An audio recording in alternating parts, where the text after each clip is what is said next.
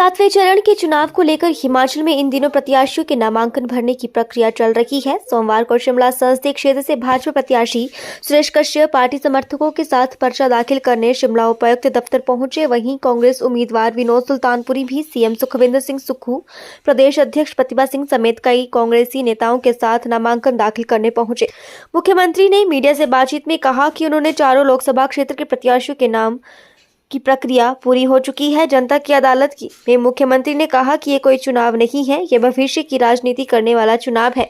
BJP vote पर सरकार नहीं बना पाई, ऐसे में भाजपा ने नोट के दम पर सरकार बनाने की कोशिश। देखिए, हमारे चारों जो सांसद के प्रत्याशी है श्री विनोद सुल्तानपुरी जी का आज शिमला संसदीय क्षेत्र से नामांकन भरा गया है। चारों प्रत्याशी के हमारे नामांकन भरने का कार्य पूरा हो चुका है और निश्चित तौर पर अब नामांकन के बाद हम जनता की अदालत में जाएंगे। सर, प्रचार अब लगातार कर रहे हैं, किस तरह का रिस्पांस है और क्या लगता है भरोसा एक बार फिर से लोकसभा में भी और बाई इलेक्शन में कांग्रेस पक्ष है? मैं चारों संसदीय क्षेत्र में गया हूँ। चारों संसदीय क्षेत्र में हम जनता की अदालत में गए हैं। ये चुनाव कोई साधारण चुनाव नहीं है। ये चुनाव लोकतंत्र के भविष्य को सुनिश्चित करने का भी चुनाव है।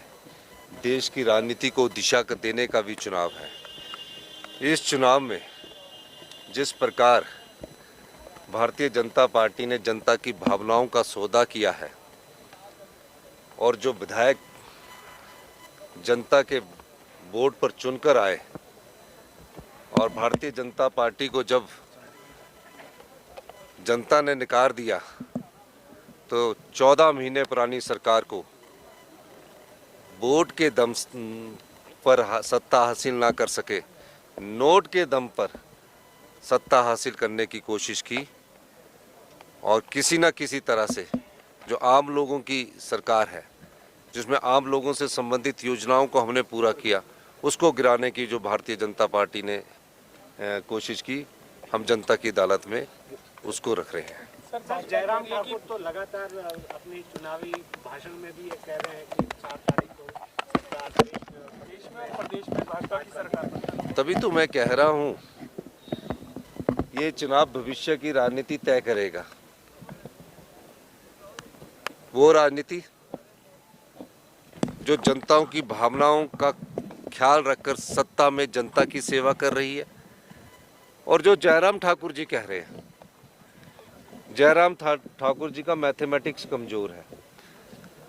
62 का हाउस है, 62 के हाउस में 34 हमारे विधायक अभी हमारे पास है, उनके पास 25 विधायक है।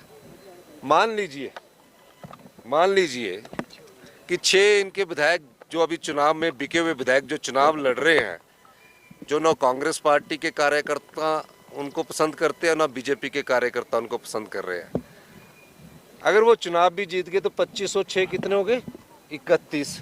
हम कितने हो गए? 34। 3 जो आज़ाद विधायक हैं उनका भी चुनाव होना है। कब होना है, किसके साथ होना है, तब वो कहेंगे उस समय सरकार बनाएंगे। वो 5 साल आने वाले नहीं है। उन्होंने जो दर्जी के पास कोट सिलने को दिया हुआ है वो उसी दर्जी के पास रहेगा उनका, तो उनको यह बोल देना। और अब उन्होंने महंगा सूट खरीदा होगा क्योंकि सोचा होगा, सपने तो देखने हैं ना। उन्होंने 29 तारीख का सूट दिया हुआ, पता लगा कि दर्जी से अभी सूट को वापस नहीं लिया है इन्होंने, तो बोलना वो अगले 5 साल बाद अगर जनता उनको चाहेगी, अगर हमने अच्छा काम किया तो हमें चाहेगी। तो ये जनता तय करती है, जयराम ठाकुर जी तय नहीं करते। तो उनको बोलो कि मैथमेटिक्स में थोड़ी सी निपुणता हासिल करे। वहीं इस दौरान कांग्रेस प्रत्याशी विनोद सुल्तानपुरी ने कहा कि अभी लड़ाई शुरू हुई है। उन्होंने कहा कि अभी मेहनत करते हुए लोगों के बीच जाना है और जनता को दिल से जीतना है। विनोद सुल्तानपुरी ने कहा कि उनके पक्ष में जनता का रिस्पांस बेहद अच्छा है।